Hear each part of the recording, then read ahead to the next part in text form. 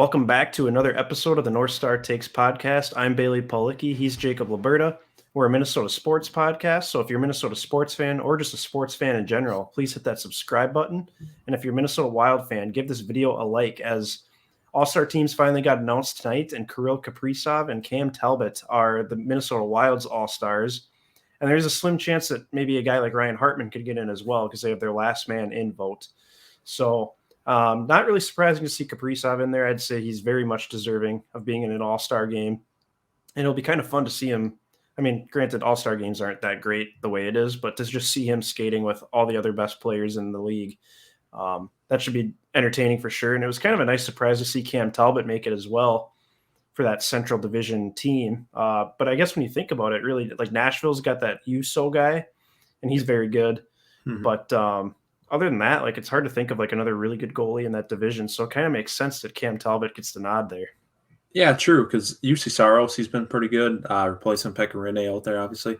And then you got Talbot, who's been solid. Hasn't been, I don't think, great by any means, but like you said, when you stack him up against everybody else in the Central, I think he is better, because he's racked up a ton of wins because he's played most of our games this year until he got hurt. But because we really, I think he was up there as far as goalie wins in general, but it was kind of more a product of volume of games played. But still, I mean, he still went out there and won the games, and the Wild are in a good spot. So I think that's pretty deserving. And you think about other teams in the division that with their goalie situation, like the Avalanche are a pretty good team, but it's like their goalie situation has definitely been their downfall, really.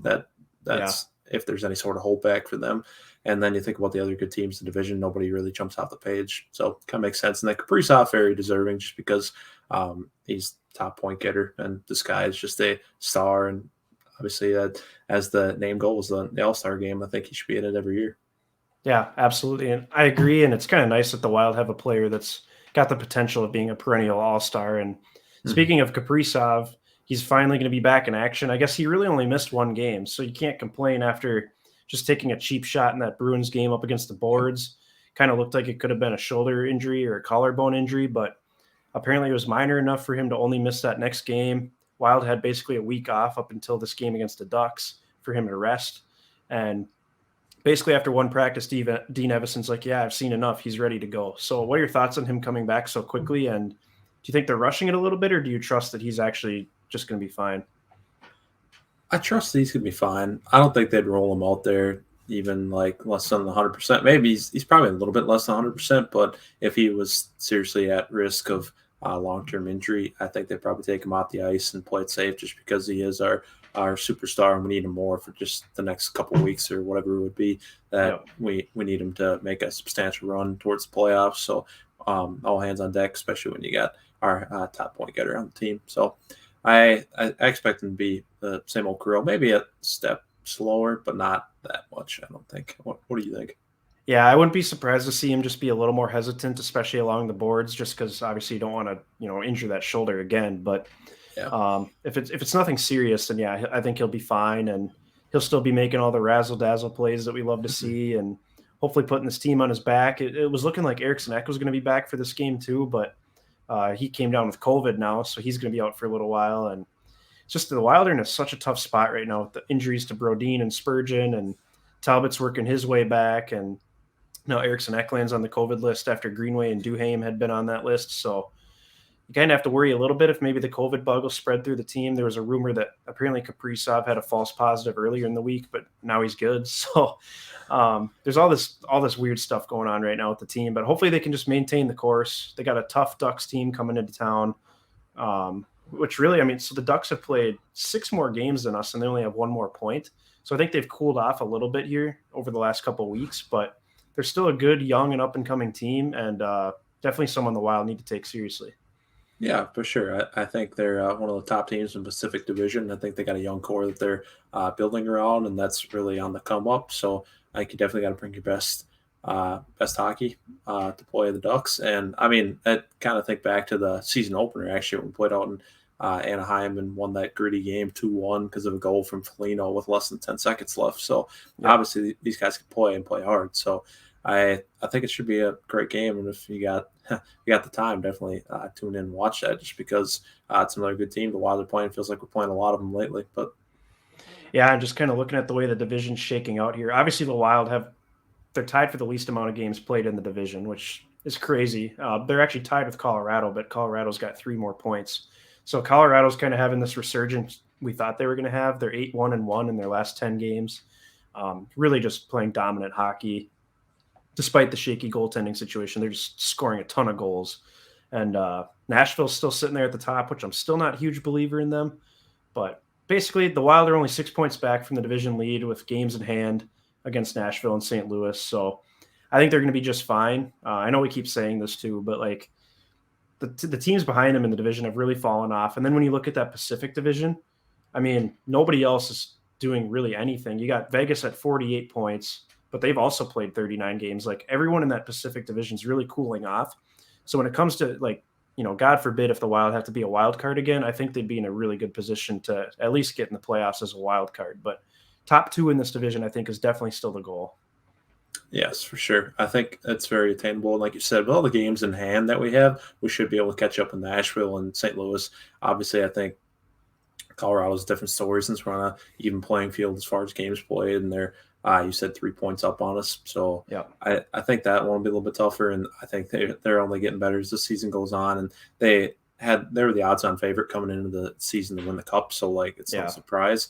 So I think that might be a lot of reach, but you never know. But getting to second place, I think that still should be the expectation right now, and then you give yourself home ice at least in the first round, if not, depending on what happens the rest of the way. But at least in the first round would be nice. So then you can meet really the minimum expectation of the season and winning a playoff series, if not 2. Exactly. And they'll have a good litmus test coming up against Colorado on Monday in Colorado, and most likely without Brodin and Spurgeon still. So that'll be a tough one to win, especially with how hot Colorado's been. That offensive attack can just carry them. That's the only team in the league that can get away with that bad of goaltending. Honestly, it's crazy. It's like a team in the NBA that's like the Houston Rockets of a few years ago that basically gave up on defense and just tried to outscore everybody. It's kind of similar to that. But quickly before we go, what are your thoughts on the John Merrill extension? 3 years. I can't remember the exact amount of money. I want to say it was like 3 years, $3 million or something. 3.6, I think. Yeah. Yeah. I guess I would just say I'm neither here nor there on that. Like, it doesn't excite me. Like, woo, we got this third line defenseman back for 3 more years. But it's not like he's too big of a hindrance to this team where we're paying him dirt. So I mean, it's not really that big of a deal. I think it's a fine signing, but I'm not really going to get that hyped about it either, just because again, it's just some third line defenseman. So I don't think there's any reason to feel one way or another about this, in my opinion. But what do you think?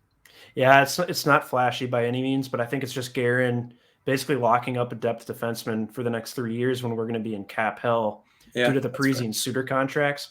So he's just going to keep a guy that's played decent for us. He knows our system, and he's going to be our third line defenseman for the next 3 years. So unless something goes absolutely horribly, but I mean the Wild are pretty well set at defenseman with Brodin and Spurgeon, and there's a possibility Dumba could still get traded here too. Mm-hmm. That's still in the works. I've seen some rumors about that as well, that because the report, or not the reports, but the speculation is basically that Goligoski could be back next year too, because they've been impressed with him. And he's due to come off the COVID list here pretty quick too, so the Wild should be getting him back as well. But this Merrill signing, I guess, could end up leading to a Dumba trade at some point, but then obviously you just supplement that spot with Kalen Addison. So it's not like Merrill would be a direct replacement for Matt Dumba by any means, but just kind of something to think about here as the trade deadline looms. Mm-hmm. Oh, for sure. Yeah, I do wonder, like you said, that is obviously it's not a one-to-one replacement, Merrill for Dumba or whatever, and Addison coming in too. But I do wonder if that's in the works or not, or could be in the works, whether that be at the this offseason or even at the trade deadline for some reason. I don't know. And maybe Dumba could be on the move, but at the same time, I don't think we can afford at this point in time to trade any of our defensemen, just because we're really got guys in and out of the lineup all over the place. Because like you said, Spurgeon and Brodin are out, and Goligoski's going to soon be back as COVID list. But you never know in the future, in the near future, then people might think that Dumba could be moved. Yeah, absolutely. So it's going to be something to keep an eye on. Hopefully the Wild can string together some wins here. Obviously last week's win over the Capitals was very impressive. Yes. And this this Ducks team is definitely not as good as that Capitals team. So hopefully getting Kaprizov back, getting Duhaime and Greenway back can kind of help this team out and just get another win and keep winning games. And if you can beat that Avalanche team on Monday, I'll have some good confidence about this squad going forward. That's for sure. Yes, for sure. That's a good measuring stick to see where we're really at, especially when we're kind of shorthanded right now. I'm interested to see how we play in that game. Absolutely. So that's going to do it for this edition of the North Star Takes podcast. Like I said before, if you're a Minnesota sports fan, Minnesota Wild fan, sports fan in general, please give this video a like and hit the subscribe button. Feel free to follow us on both Twitter and Instagram and leave your comments below. Your thoughts on Kaprizov making the All-Star game, your thoughts on the John Merrill extension, and your thoughts just on the team going forward as they're slowly starting to get guys back here for a nice stretch run, because I'm sure they'll have a ton of games coming up here, especially in February with all these rescheduled games we're going to need. Yeah, for sure. I think you're going to see a lot of weird scheduling things coming up that just make up games and you got to fit them in somewhere. Absolutely. So until next time, thanks for watching.